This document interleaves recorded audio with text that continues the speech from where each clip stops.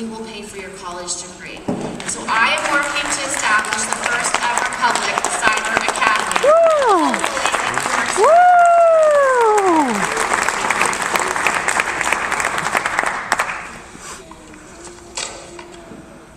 Last but not least, I think we can create careers through the work we just did in the Recovery Act, the Build Back Better, and the Infrastructure Bill.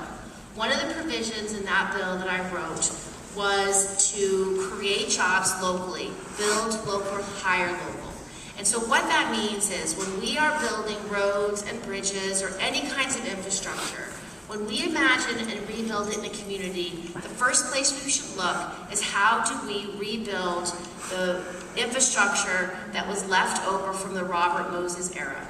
Because we know during that era, infrastructure was built in a way that was systemically racist, that cut off communities of color from riverfronts, from their own communities, from downtowns. It happened all across New York State. We see it in New York City, we see it in the way highways cut across Brooklyn, and the way highways cut across the Bronx.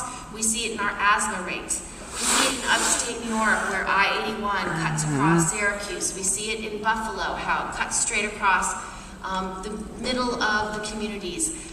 We can redo that. So when we decide to redo our infrastructure, make sure the people who are trained are local, to do the jobs that are local, make sure the training happens, particularly for those communities that were disproportionately harmed by the Robert Moses era highways, and that we rebuild in a way that builds local and hires local. And that's in the bill that we just passed. So that means we will create jobs right here in New York City.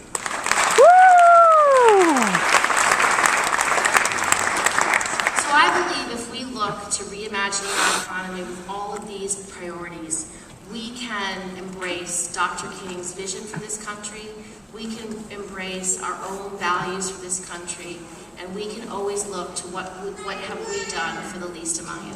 Thank you so much. God bless.